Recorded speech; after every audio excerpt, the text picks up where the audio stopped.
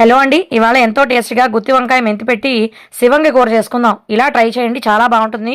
మా నాయనమ్మ నేర్పింది. ముందుగా చిన్న సైజు వంకాయల్ని ఇలా తీసుకొని పుచ్చులు లేకుండా చూసుకొని చక్కగా ఇటొక గంటు అటొక గంటు పెట్టుకొని సాల్ట్ వాటర్లో వేసుకొని ఉంచుకోండి.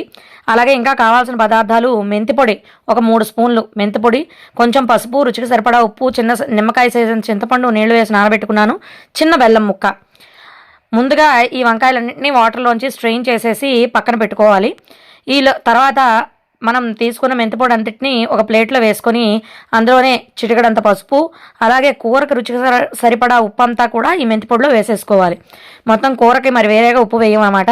కాబట్టి కూరకు రుచికి సరిపడా ఉప్పు అంతా కూడా ఇందులో వేసుకొని మొత్తం పసుపు ఉప్పు కలిసేట్టుగా కలుపుకొని తర్వాత ముందు ఘాట్లు పెట్టుకున్న ఈ వంకాయలు ఉన్నాయి చూసారు, అందులోకి ఈ మెంతిపొడిని ఇలా రెండు వైపులా కూడా కూరుకోవాలి. మొత్తం ఎక్కడి వరకు అయితే మనం ఘాటు పెట్టామో అంతవరకు, అంటే వేగినప్పుడు ఈ మసాలా ఫ్లేవర్ అంతా కూడా వంకాయకి పడుతుందన్నమాట. ఇలా కూరుకొని మొత్తం వంకాయలన్నింటిలోకి మసాలా కూరుకొని రెడీ చేసి పెట్టుకోవాలి. ఇలా రెడీ చేసి పెట్టుకున్నాక ఇంకా కొంచెం మెంతిపొడి మిగులుతుంది, ఆ తర్వాత కూరలో వాడుకుంటాం. అట్టే పెట్టండి.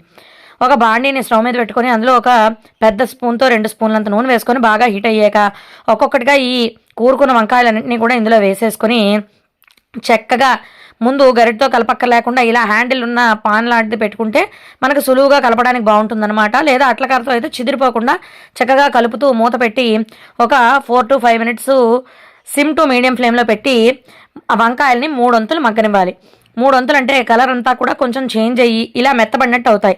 ఇలా అయ్యేంత వరకు మగ్గనిచ్చాక అప్పుడు మళ్ళీ మనం ఉప్పు కలిపిన మెంతిపొడి మిగిలిపోయింది చూసారు, ఆ మెంతిపొడిని ఇందులో వేసేసుకొని అందులోనే మనం ముందుగా నానబెట్టి ఉంచుకున్న చింతపండులోంచి తీసుకున్న గుజ్జును కూడా ఇందులో వేసేసుకొని మనం తీసుకున్న బెల్లం ముక్కను కూడా చక్కగా చితకొట్టేసి ఇందులో వేసేసుకొని మనం మరొక 1/2 గ్లాసులంతా వాటర్ కూడా ఇందులో యాడ్ చేసుకొని చక్కగా ఈ కూర అంతటినీ కూడా ఈ ఫ్లేవర్స్ అన్నీ వంకాయకి పట్టి వంకాయ మెత్తగా మగ్గిపోయినంత వరకు కూడా సిమ్ టు మీడియం ఫ్లేమ్లో మూత పెట్టి చక్కగా ఉడకనిచ్చి కూర ఇలా దగ్గర పడేంత వరకు అవనివ్వాలి. కొంచెం ఇలా జారుగా ఉంటున్నట్టుగానే ఉండాలి. అయిపోతే రెడీ అయిపోయినట్టే, చల్లారిపోయాక గట్టిపడుతుంది అనమాట. అంతే, వంకాయ శివంగి కూర రెడీ అయిపోయినట్టే. ఎప్పుడూలా కాకుండా ఇలా ట్రై చేయండి, చాలా టేస్టీగా ఉంటుంది. ట్రై చేయండి, షేర్ చేయండి, సబ్స్క్రైబ్ చేయండి, కమెంట్ చేయండి. Thank you, bye bye. నేను మీ అన్నపూర్ణ.